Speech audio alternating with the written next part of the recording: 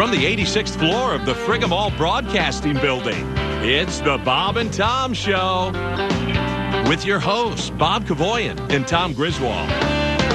Bob and Tom. Featuring comedians Tom Green and Elliott Threatt, plus news with Christy Lee, and sports with me, Gunner.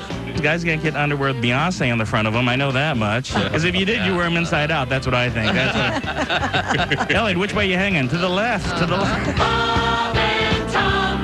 Bob and Tom. This is the Bob and Tom Show. Hello. Thanks very much for joining us. Christy is rifling through some news. Gunner is sitting in for Chick. He has laryngitis today. Bob's at Master Control. This is Tom speaking. Another Tom has joined us in the room, a guy we've talked to on the phone but never met in person. That's he right. is comedian Tom Green. Hello, Tom. Great to see you. Hey, Tom. Welcome. Bob, how you doing? Now, Tom Green is known for, I think probably for most people here in the States got to know him from MTV. Sure. But I think it's fascinating. You were kind of like the leading edge of what I guess the whole YouTube thing, really. And now you've got a great TV show that is exclusively delivered on the web. But let's go backwards. You started with a public access show in Canada. Yeah, I always have been really excited about technology. You know, I always really wanted a video camera growing up. I could never get a video camera. Sure. And as soon as I got my hands on one, I went crazy. But, you know, it was the early 90s. I took television broadcasting in school. I was doing a college radio show when I was in high school. That'll get you nowhere. Yeah. Trust me. But I loved it. I always wanted to do broadcasting, and I just figured, well, the best way to do it was go down to the public access station and volunteer. Volunteer, huh? Created this show, and we mind you, in those days, most public access stuff was as dull as one could get. yeah, it was sort of the local. The biggest show on the network was Portuguese Connection, I believe. No kidding. In Ottawa, Wow. Is there a lot of Portuguese Hook up with hot people in Portuguese Ottawa? women. TiVo that. Not porno, though, sadly. No. Okay. But it was local community stuff, and but we really kind of invested a lot of time into this show, and friends from school who were in So broadcasting. you and your buddies kind of did what, like an SCTV kind of thing, or It was actually kind of modeled more after David Letterman. Really, Okay. we wanted to be More like, and I think that your point, I think you're trying to make, is that it was a little more telegenic. David Letterman was the guy that kind of took the whole Ernie Kovacs thing. Okay, the camera can be used. It's not just showing a show. right? Yeah. You would exactly. take the camera out. Yeah, well, that was where we really found sort of an interesting kind of groove, because we got these video cameras. Now all of a sudden we had small video cameras. Sure. It was right at the cusp of the time when these started becoming accessible, and we go out and do all sorts of pranks on the street. And I was sort of initially emulating Letterman going and delivering the fruit basket to GE and yelling out of the window with his megaphone and things like this. Sure. But it definitely sort of spiraled into sort of a weirder and crazier place, and I started doing all sorts of bizarre characters, and then started doing a lot of pranks on my parents, which really kind of Waking them up. Really? waking them up. And I painted my parents' house plaid, and then when they came home, we'd get their reactions. Was it them beating you in the driveway? It was pretty much, yeah. They were Do not they have happy. a good sense of humor? They do have a good sense of humor, but not about that, actually. Not when it comes to the plaid. No. Yeah. And we did some pretty crazy stuff where we painted their car and all sorts of weird things with pornography on their car. Oh, boy. We also have a link to Tom Green's new webcast. It's been up and running for a while. Yeah, it's been a couple of years. It's tomgreen.com, and basically I've built this really pretty elaborate television studio in my living room. It's a fully functional TV studio. It looks like a Tonight Show set, a desk and couch and The whole chairs. thing. Yeah, and we've been getting tons of great guests on the show. And it's live. live, and then you can also watch it not live too. Right. But it's fun when it's live because there's that existential element. What's going to happen? You don't know what's going to And happen. people can phone in on Skype video. So there's a computer on the desk. People are phoning in from all around the world. We can see the caller. They can see the guest. And we have really, great guests like Val that's Kilmer wonderful. and Yeah. Brooke Shields, and Jimmy Kimmel brought his band up. And Is there room in the living room for him? How Got a nice living room. was Val Kilmer? Was he pretty funny? he was cool. He's cool. I know he's very cool. Was he? I'd be kind of afraid of him. Yeah, I was a little nervous at first too, but he's come done the show twice actually, and he's actually really kind of a cerebral guy. He really talks quite a bit about. We probably spent about 20 minutes talking about Mark Twain, which was pretty interesting. And, Is that right? And he's got a lot of really. His name was cool thrown interests. around as a possible governor candidate New in Mexico. Mexico. Yeah. Yeah, he lives in New Mexico. Well, he owns half of it, right? Yeah. He has a huge ranch there. He has buffalo on his ranch and all sorts of cool stories about that. So no, he's a really great guy, actually. And that's what's kind of cool about the web show is, it's sort of more like radio than television, really. We sit there, we get an hour to talk. We don't have commercial breaks. It's a long format. It's me and one guest. We really get to kind of... And I can't underscore the fact enough that it's live, because nothing is live on television except for sports. Yeah. That's right. When you see Letterman or Leno, whatever you're watching, it's taped. So if something were to go maybe a little astray, they can fix it. They can fix it. So there's no, gee, did you see when? Those moments don't happen very often unless they're planned. And you have the option of, so things can go terribly wrong. Yeah, and they do every night. Our guest in the studio is comedian Tom Green. And Tom, you're kind of going back. You mentioned that when you were a kid in high school, you did stand-up in Ottawa, Canada.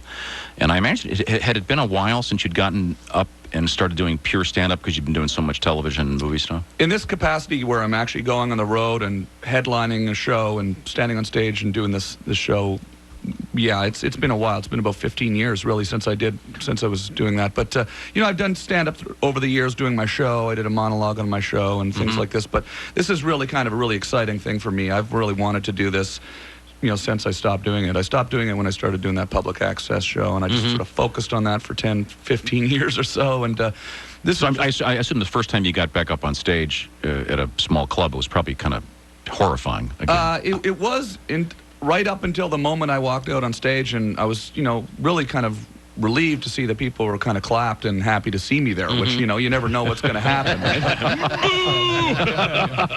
So a bunch of people you pissed off. That was the big sort of turning point, because I realized, okay, well, people are happy to see me on stage. This is cool, and now I can go do the jokes I've written and tell the stories I've told, and then it all worked out great. I jumped up at the Comedy Store about a year ago.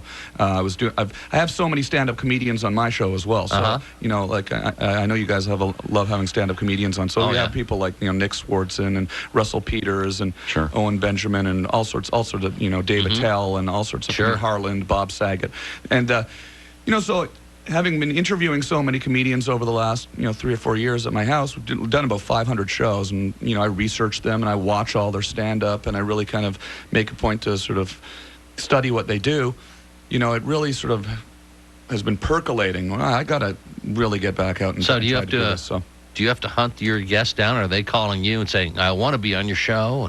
We basically just call them and have asked people, and we've had really good luck with it. We've had a lot of great guests, and Now, I know that you had a guy who's been on this show many times, Jesse James Dupree.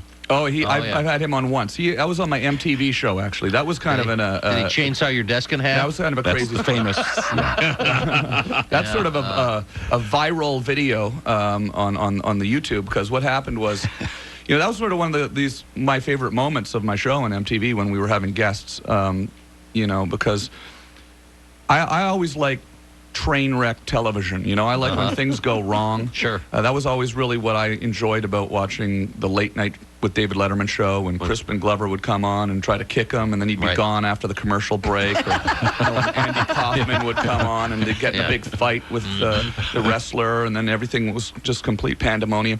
So this was one of those situations where it was completely not in my control. We had asked MTV incessantly, leading up to the launch of this show that we were doing, if I could build the desk to look exactly like Johnny Carson's first desk that he had in New York. So we had set designers designed this desk. It, cost about $10,000 to get this desk built exactly to specifications. Right. And then Jesse James Dupree is a guitar player. He has a chainsaw attached to his guitar, and he was going to come out and he was going to play guitar on the show. He never mentioned he was going to saw up our brand new desk that we'd fought tooth and nail to get.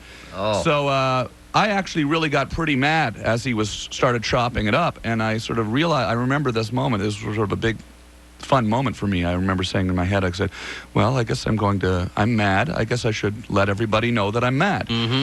Because I am mad. This is my death. And I want this to be, I want it to be real. So I can't tell you how many emails I get from people saying, oh, you used to go chainsaw desks, Tom. You used to go do crazy stuff, and now you're mad at this guy. But the thing is, I think all comedy needs, an action, a reaction, a straight man, a zany guy, If the guy's cutting your desk, you can't sit there and cheer. You got to get mad. And I was mad, so I let it be known.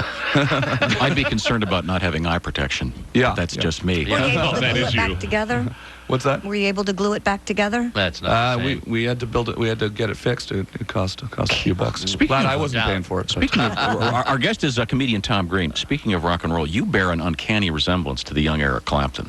Oh yeah. All right. Well, you should see me play guitar. Has no one's ever mentioned that to you? A couple times, yeah. When the beard gets a little longer like this, I'm getting a little bit of a scruff right? going. A little tour. Now, I don't want to cast any aspersions on your family, but I think Eric's father, isn't he from Canada? I don't know. Didn't yeah. he move to Canada? Geez, I don't know. Maybe it was I don't know. Are you A good- insinuating that his mother? a good concert. Good concert. This is- this What are you is- saying, Tom? Tom? This is my way of chainsawing the desk. And it's front seat for Is your life. mom a for Tom. Clapton fan? Do you know he's playing a lot Yeah. of Eric in I'm the going to make a background? phone call after the show. Just kidding. Absolutely. No, you look like a young Eric Clapton. Tom Green is our guest. We've got a picture of Tom and links to his website if you go to bobandtom.com. This is the Bob and Tom Show. I like Ellen DeGeneres. I just don't really think that.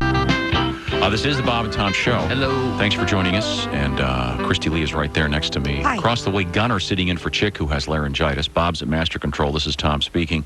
The other Tom in the room is a guy who's kind of a legend in the world of comedy. He is Tom Green. He's Hey. back on the road doing stand-up comedy and has lots of stops coming up, including Dallas, Phoenix, and St. Louis. I also wanted to mention that we're joined by a guy we haven't seen for 20 years.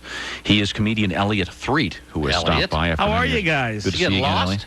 It has been so long since I've been here. Everybody, It's like, where the hell you been? we were making Dan Quayle jokes. Oh, jeez, way back when. I was skinny and Bob Zaney was fat. That's how long. How true. Now, you, I understand, were about to run for office in I in Missouri. am already elected official, and I was going to run for a higher office, but the incumbent decided to stay in there for another term, so they told me to move back there. So, But done a lot of things since I've been.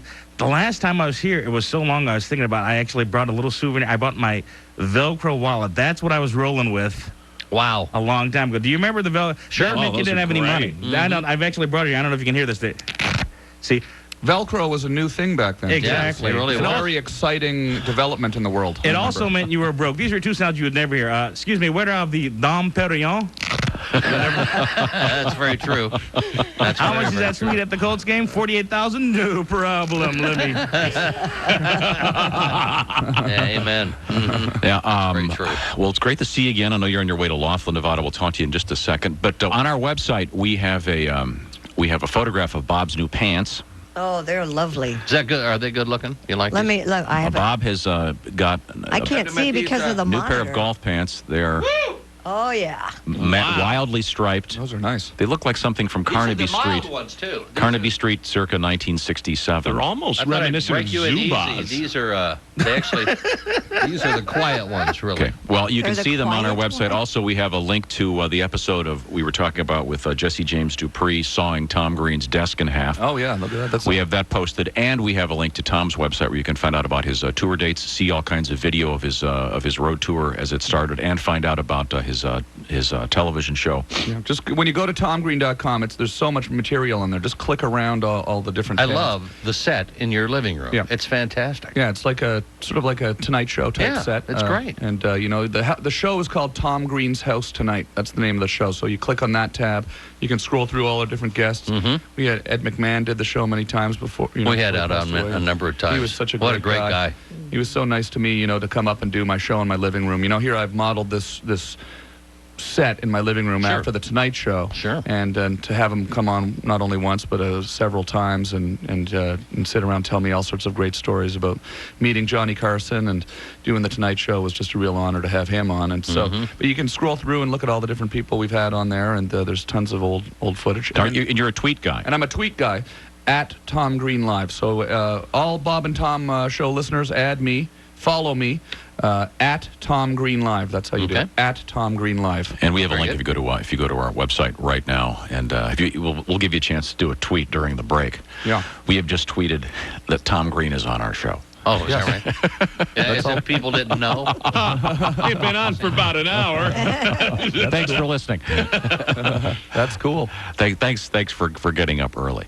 Well, what else are you talking about these days? You've gone back on stage. You worked out your show for about a year, and then Yeah, it's an exciting. It's almost a therapeutic thing to get up on stage, because like I said, I do talk a lot about things that have happened to me in my life with the cancer and with my show, and then also it's fun just to kind of I tend to have a lot of problems with the way the media is evolving. I really don't like sort of a lot of the things that I'm seeing on television these days, and I tend to rant about it. And I try not to make it too preachy. I tend to like to have a lot of fun with it. But for instance, American Idol, for instance, that's starting to bother me. I loved American Idol the first couple seasons because it was a new idea. Yeah. Bob and I were never on this bandwagon. I have not been a fan. Yeah, but now it's really starting to bother me because you notice now all the music is sounding the same. All the music on the radio is the same. When I grew up, I liked rap music. I liked rap music when it started. I liked Public Enemy and groups like that.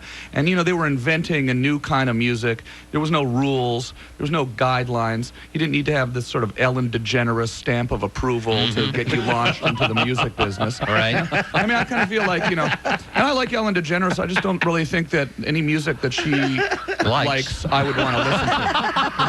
Amen. It's just not my kind of thing. Yeah. Oh, I know exactly what you're saying. Yeah, so it's kind of like... I had the same rule with Paula Abdul.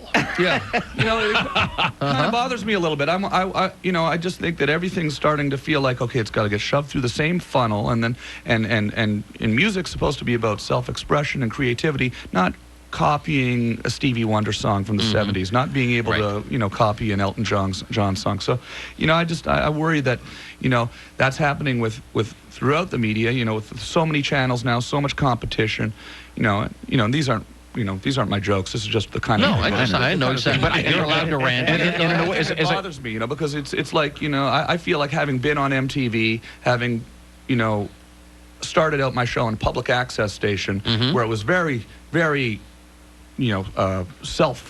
created. We didn't have executives telling us what to do. We didn't have anyone telling us what you're supposed to shoot, how you're supposed to write. And we created this crazy little show, and that's why it was very different than anything else that was on TV. And as soon as we got to MTV, all of a sudden there was all these rules, all these restrictions, which is understandable, but I just think that everything on TV is starting to look exactly the same, and that bothers me. Yeah, and what I like about your and show... there's 1,000 channels of it, too. That's the worst part. Yeah. But I think you are kind of, as I said earlier, sort of on the forefront of what YouTube has become, of kind of doing experimental stuff and being out there. And then Jackass kind of evolved from what you were doing. Yeah. They started their show right after I stopped my show, and those guys have all been really cool with my web show. They come up and do my web show, and I consider it sort of a very there's definitely comparisons. I grew up riding skateboarding and doing skateboarding and into punk rock and rap music, and that's what those guys are from that generation. So, Steve-O's hilarious. He's always comes on my web show, and there's a video of him on the front page of my site right now, and he's a great guy, actually. Well, why don't we take a break and find out if you've ever been hurt doing any of this stuff? Yeah. Our guests... Kidding me? Tommy lost a nut. Yeah. that was about the worst of it. MTV was brutal on this guy. What did you say? Hollywood causes cancer, as you Hollywood said. causes cancer. Where to find out what that means? Tom Green is on tour and doing a very unusual live stand-up tour, and I say unusual because he's been off the road doing stand-up for more than a decade.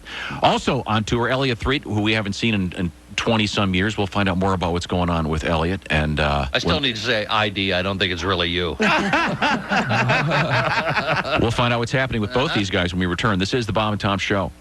Tom Green is our guest. Can you stay for a few more minutes? Absolutely. Yeah. Great. Let's talk to Elliott for a second. Tom's going to hang out. We've got a link to his website. We've got a link to that what's his Jesse James Dupree thing, and find out about Tom's tour dates and check out his all the information about watching his live shows. Now, Elliott, let's see. You haven't had testicular cancer since we last saw you. Everything okay? You're healthy. I'm a family guy like you. Really? How many kids do you have? I have 3 kids, actually. The funny thing about kids is I always find myself in Walmart. I don't know why that is, but Really? You're there all the time. The thing that I don't like about Walmart is kind of they have that weird little bag spinner when you get your groceries. It's kind of confusing sometimes. Anyway, lot of suburban Walmarts nowadays, so I'm behind this really rich lady that's just yelling, just screaming at this poor Walmart cashier to beat the band, just yelling at her, and she's got a big party going on, something just takes off in a huff, and I'm right behind. I apologize, of course. Get all my stuff, go home. I'm getting my bags out of my car. I look in the car. There's an extra bag. I look in the bag, 9 lobster tail. Oh. The other lady had, in such a rush, she left her lobster tail. Cha-ching. They sell lobster at Walmart? Yeah, they do. Wow. But I did the right thing. I went back to Walmart and bought some butter. So now You gotta. Yeah, you don't dip free lobster tail in Country Crock. You gotta get the new They stuff. really sell lobster at Walmart? Oh, yeah, they do. I don't like that. I don't like that at all. Yeah. You know, in Walmart's in China, it looks like a aquarium section, but it's actually like a food bar. Have you ever seen that where they just bring the fish kidding. out of the... Pull them out live? Yeah. Oh, Looks like a pet store, but it's food bar. Why does it say pets above it? I don't understand it. So you're a dad. How old are your kids? I have a 18-year-old, a 15-year-old, and a 9-year-old daughter, which is kind of weird because she had me buy her some underwear with the Jonas Brothers on them. It's a little weird, isn't it? Yeah, That's it not is. right. Yeah. I don't think it's right. They don't do that for guys. Guys can't get underwear with Beyonce on the front of them. I know that much. You checked? Yeah. I did an iron-on. If they sell lobster at Walmart, you can find those. You can. Because if you did, you wear them inside out. That's what I think. Elliott, which way you hanging? To the left. To the left. Wow, father of 3. Well, congratulations. Father of 3, and of course, big into education now, which is surprising because my grades were just sucking. You know? But that's the true with most communications people. Did you guys do good in math in school? I did all right. Oh, man, I was so bad at math. I was still trying to figure out long division, and then they brought in the X's and the Y's. Yeah, what's that all about? That was just the end for me. I said, what are you talking Algebra, I can't even do the numbers yet. Amen. I still don't understand that whole remainder thing. Yeah. What was the name of your math class? Where 'Cause- does it go? I said the name of my math. Well, that's where you knew where you were in life, by which math class they put you in. Remember, they had like Smart Kid Math, and then they Okay. had the other math. Remedial math. Yeah, exactly. Smart Kid Math is called like Introduction to College Algebra, right? And our math class was called like Math Appreciation. I appreciate it. Smart Kid Math, you're working on your calculator. My math, we're counting out food stamps. We got them all. No. Hey, Tom, when you were in the tub with Lauren Green on Saturday Night Live, what were you wearing?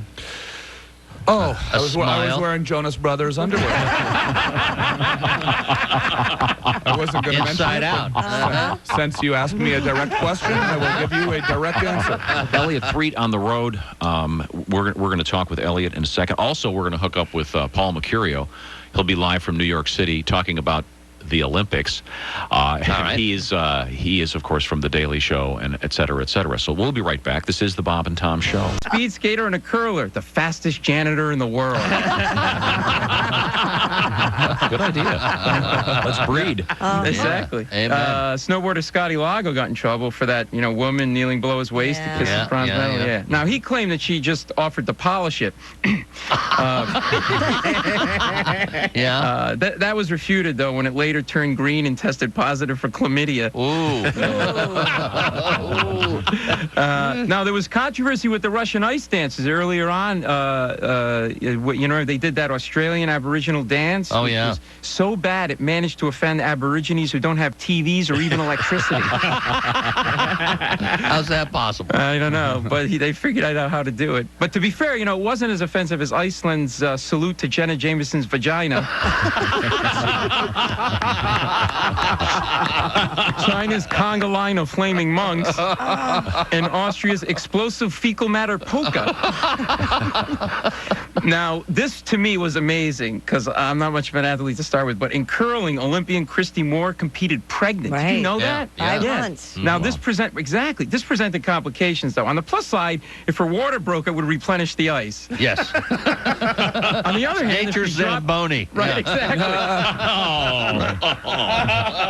But the flip side is if she dropped her baby on the target, the opposing team would have 4 chances to knock it away. Oh, yeah. Good one. Now, Oh, I don't know if you guys watched the closing ceremony. It was 3.5 hours. It was pretty amazing. It was an extravaganza. I mean, it included William Shatner, opera singers, Mounties, lumberjacks, Indian chiefs, Neil Young, and I'm not making this up, giant inflatable beavers. Oh, yeah. Yeah, I'm serious. It really brought the athletes from every nation together and saying, what the F was that? Well, I was a little surprised when I saw it. Yeah, it's like, wow, okay. The mime clown at the Oh, beginning. I know, Oh, I know. Poor Canada. You got it almost right, and then you blew it with that. The mime. Now, to sum it all up, I think the most lasting impression that these games made on me personally was by women's Canadian hockey. As we know, the Canadian women's hockey team caused outrage for its celebration on the ice with beer and cigars. And look, I understand the concern. 1 minute it's a harmless beer. The next it's girls singing Living on a Prayer at a karaoke bar and screaming, oh my God, I'm so drunk. And pretending to like you when they really like your best friend, only to abandon you in the lobby of the Motel 6. So sorry. I'm Paul Mercurio reporting on the 21st Olympic Winter Thanks, Games. Paul. Thanks, guys.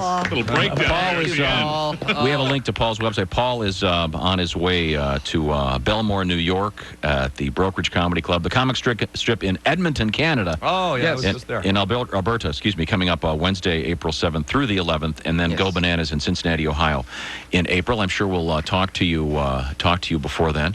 All right. And we've got a link to your website, and you've got a bunch of the. Is all the stuff from HBO? Is that all posted now? Yeah, we're posting more stuff as we go along, but yeah, there's a bunch of pieces posted at paulmercurio.com, and you can also, I'm also on Twitter, Paul Mercurio, and yeah, you can check all that stuff out online, Including and, the classic interview with you and Bob Costas. I mean, Yeah. with someone that looks Looks kind of like like you Bob. and Bob Kinda Costas. like- Yes, exactly. Okay, check it out online. Thanks, Paul. Thanks, guys. Bye, Paul. Talk to you soon. Bye. Bob and Tom. Show. Hello. Coast to Coast, thanks very much for joining us. With us in the studio, we have a guy we haven't seen for a couple decades. He is comedian Elliott Threatt. Elliott, good to see you. Also, we're hanging out with Tom Green. Tom is kind of a television legend, and he's also doing a stand-up comedy tour, a world tour. He's got a bunch of stops coming up, including Dallas. He'll be in Fairview Heights, Illinois, Greater St. Louis at Comedy Etc. coming up March 18th through the 20th. Then, if you happen to be in Melbourne, the Athenaeum. Yeah. Doing the whole Melbourne Comedy Festival, 5 nights there. Then we're going all over the country. Please, someone walk up to him in Melbourne and say you heard him on the Bob and Tom Yeah. show. It'll freak him out. Who? Sure, it'll happen. I'm Say sure what? it'll happen. But, you know, the thing that's been so exciting about this is, you know, just getting out on the road is it's been fun. But getting out in front of all the audiences, you know, I made this crazy movie called Freddie Got Fingered, and it was, you know, I wrote it, I directed it, and it was a really, really crazy movie. And you know, it won the Raspberry Awards, and people said it was the worst movie ever made. And all this yeah. stuff. But that was sort of the point, was to make the craziest worst movie, yeah. kind of the point of it, right?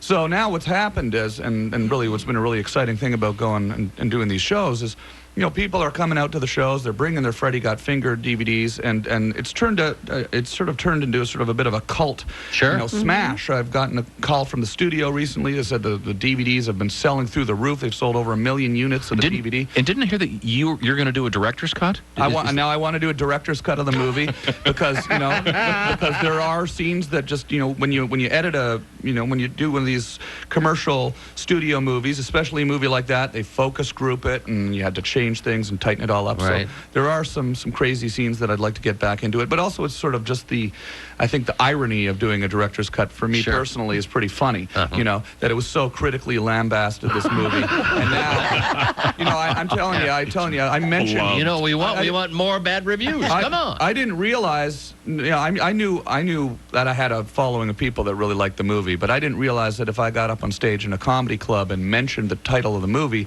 that the whole audience would sort of simultaneously begin to cheer. Sure. You know, I thought it would be kind of. I was proud of you just for getting the phrase "Freddie got fingered" in the regular media. Yeah. You know, to hear whatever the Siskel and Ebert, the next movie, Freddie got How about the fingered. sequel of Freddie Got Fingered twice? Big deal at the time. I remember being a kid. You're like, whoa. There's a pretty crazy story behind that, actually. Okay, before you get to that, can I ask you? Whenever there's a movie, there's always a porno movie that someone makes based on the title. Yeah, it was called Freddie Got Fingered. Okay, back to you, Tom Green. Yeah. No, but the thing that was funny about that was, you know, the Motion Picture Association, the MPAA, they make you get your title approved before they see the movie. So we submitted a one sheet, a poster for the movie, and it said Freddie got fingered, and then we had a picture of the character Freddie, and then they had a picture of me, and I was just pointing at him. Right. And we kind of, I can remember was that the final? No, this was just the poster we used to kind of get the title approved. Right. And they approved the title based on the poster, and they assumed it was me pointing at him, fingering Freddie, right? Right. Of course, it actually didn't mean that. It meant exactly what it right, of course. wasn't supposed to mean. Sure. And so then they saw once they approved it, they can't unapprove something. They can't. There's actually a rule. Okay. Somehow. I don't know. You'd think maybe they would have changed the rule in this case, but they didn't. And so then when they saw the movie, I think they were a little bit mad about that. What was the final poster, though? I thought... The final poster was just a shot of me Your face standing there with because I remember that. I remember seeing it everywhere. Yeah. And then then you also there's all these crazy scenes in the movie where I'm wrapping myself up in a deer carcass or delivering a baby. What do you get asked about the most? Is it the probably like contact with the there's just all sorts of stuff, with I would assume, there's a lot of crazy scenes in the movie. People actually, to be honest, the things that people really like out of the movie are some of the sillier scenes, not so much the gross scenes, but people always come up to me and they say, "Daddy, would you like some sausage?" Which is this line from the movie. "Daddy, would you like some sausage?" So I sing that on stage. Come see me on tour. We'll be singing some of the hits. Sing along. That's all right. That's your Stairway to Heaven? Yeah, that's my Stairway. The Bum Bum song would be my Stairway to Heaven. That went to #1 on MTV, the Bum Bum song. But, or the Backwards Man. I do some of the scenes when Freddie got fingered on my show. But it's really kind of become the live shows that I'm doing in this tour. Sort of a fun side effect of it is it's become this sort of celebration of this crazy movie. Sure. And it's just amazing to me. Every city I go to, all over the country, there's just, the house is packed with people that just love this movie, and it just makes me feel real good too. Well, you know what's really odd? When you Google Freddie got fingered, the first thing that comes up, the first line is Freddie got fingered quotes. Yeah. That's the first thing. Yeah. And then you go to that page and the sausage. Yeah. The sausage organ comment is the very first line. There's all sorts of very silly lines in the movie. Yeah, there's a whole pile of quotes here. Yeah, so it's been a great experience doing that. Is it men and women that were influenced? Yeah, it's funny. It really is actually. It's just sort of one of these things. I think people, respond to the fact that it's not your cookie cutter comedy movie. We had a nice big budget for it. We had 20th Century Fox behind it, so we had all the great director of photography, the same director of photography who did Road Trip, and did a lot of great comedies, like Something About Mary and all these things. So it was shot really well, and we had all the great props and everything. But it's just the direction. The director was crazy. That would have been that was you. Me. Yeah. Yes. and we asked earlier before we took the break about the sort of evolution of your original MTV show. There's certainly influenced a show like Jackass, and you mentioned that those guys are on your on your show that you do broadcast live on the internet from your house. Yeah. Did you ever get hurt doing any of your stunts? I've got hurt a few times. Mostly, I got hurt on my skateboard a few years ago. It was after the show, but I broke my leg filming something on my skateboard. Really? I tend to be a lot more careful than the guys from Jackass. Yeah, those guys are. Those guys are really stunt men. That wasn't really what I did. I did quite a bit of physical comedy, but I never really would do the stuff where I'd be throwing myself off of cliffs and things like this.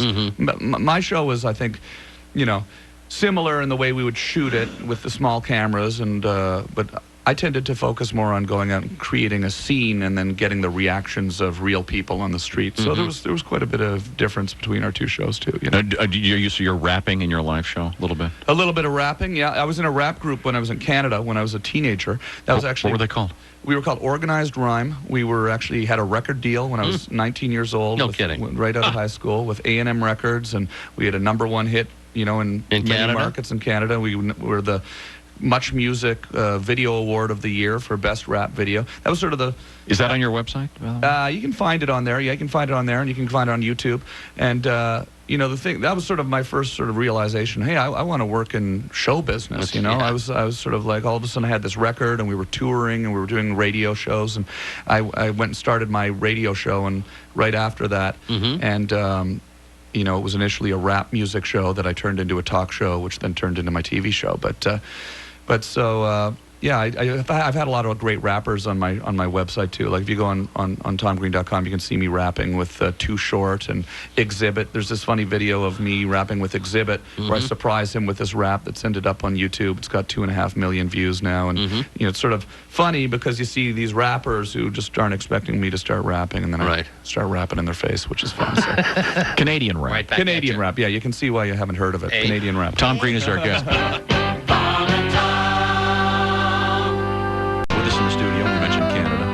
Two guests, one American. He is Elliott Threatt. One Canadian. He is Tom Green. And I wanted to mention something. He kind of referenced this. You were on the TV show The Apprentice. Yeah, absolutely. Yeah, The Apprentice, the Celebrity Apprentice with Donald Trump. I got fired. I got fired in the second. And you probably don't know right this. off the bat. Did you? Well, I mean, when you were on, well, pretty close. we were scheduled to interview you. Uh-huh. So we had talked to you once before. Oh, and you got fired. And I taped or whatever, DVR'd the show. And sat down and watched a couple episodes so I could have some interesting questions, and then you got fired and the interview got canceled. I got fired on the third episode. Donald Trump, though, was mad at me. Really? Like, he didn't scream at Brian McKnight, whoever that is. You need a Backstreet Boy? Wasn't he the car and Knight Rider? Yeah. But he literally sort of yelled at me when he fired me. And I got fired in the third episode because I went out drinking with Dennis Rodman on the night I was the project manager. It's an odd thing, they obviously, when they cast these shows, they pick a bunch of people that they feel are volatile people, and they put them all in a room together. They deprive you of oxygen. They deprive you. They don't ventilate the rooms properly. They don't feed you. They keep you working for 16 hours. I had like Scott Hamilton and Clint Black screaming at me the whole time. And everybody's really angry. Everyone was really angry. And I've done a lot of television. And so I was sort of very aware of what they're trying to do, and they're trying to sort of pit people against one another. And I was sort of trying to stay.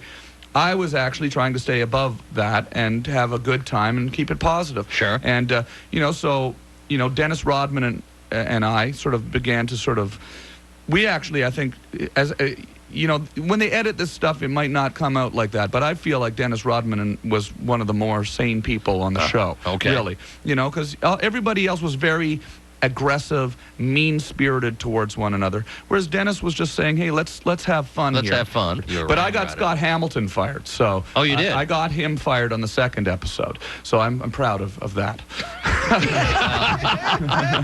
I have to admit, there was one evening where Bob Costas was interviewing Scott Hamilton, and they had a shot from way back, and I couldn't tell what was in the chair. Yeah, I thought it was like, what is this, a promo for an Alien movie? Well, he's sort of an unusual looking man. I was like, he was sort of an odd guy. I mean, you'd think, because he was, again, very sort of, there was sort of this manipulative kind of thing going on with all the players where everyone, it's like, Survivor. Everybody get an alliance. I had an alliance against me. It was basically everybody figured, okay, let's team up on Andrew Dice Clay, Tom, and Dennis Rodman. And it was sort of what would you call it? I guess the people that are sort of perceived as being the normal people, right? Which were actually being very aggressive, manipulative, mean-spirited people, which maybe that's normal. I don't know. Sure, okay. And so, you'd have Clint Black in the cowboy hat, and, but then, behind your back, he'd be going around, and there was a lot of really kind of, Machiavellian stuff going on. And I was trying not to play that game, and, at the end of the day, that's got caught. That's how that's how you lose The Apprentice. But, I kind of felt like I, stuck to what I believe is right, which is, if people are being cool and positive and funny and fun, like Dennis Rodman was, that's who you want to be with. I aligned myself with him and Andrew Dice Clay. Andrew Dice Clay got fired in the first episode. I don't think he quite really understood the rules of the game, though. He found out... Hickory-dickory dock. He found out the day before that... And Andrew had been on my web show a bunch of times, so I got to know Andrew over the past couple of years. And he's actually really a very sweet guy and really funny guy. But he immerses himself in this character, which he does. He's really a great actor, and this person that we know as Andrew Dice Clay is really a performance. Sure. And... so the very first episode, we're all standing there. All the celebrities are standing there on the USS Intrepid aircraft carrier. And Donald Trump shows up in his helicopter and gets out. And it's this very dramatic entrance. And the first thing Dice says to Trump is, Donnie, how come there's no cream cheese on the bagels? Hey! So, Trump kind of looks at him, and Joan Rivers looks at him. What are you doing? And then Trump basically just says, Andrew, you're fired. So that was it. Didn't really get it. End of show one. So my one alliance member was gone. It was me and Rodman, and the rest was history. Also in the studio with us, comedian Elliott Threatt is here with us. Elliott is someone we used to see all the time. We haven't seen him for 20-some years. It's great to see you again. Since we last saw you, you have had 3 children. And 3 children and doing the whole family vacation thing. I actually took my family to Branson, Missouri. And, how'd that go? Well, we went to a place. Before I start the story, I should let all our listeners know I'm black. But I know my voice doesn't kind of sound like that. Yeah, I'm surprised that Branson's in your vocabulary. I'm really quite surprised by it's that. Close. So we take our family to a place called Dolly's Dixie Stampede. Have you heard about this? It's Dolly Parton's place. Okay. It's pretty much a Civil War dinner theater, which is amazing.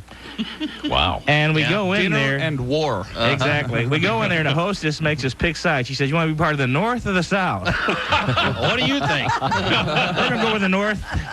Just plan on a hunch. I think it might work out a little better for us. I said, how do you get to the bathroom? She said, take the Underground Railroad to the concession stand. Make a hard right. I'm surprised when you walked in there, they didn't make you serve. Mint julep. What do I put in there? The mint? And what's a julep?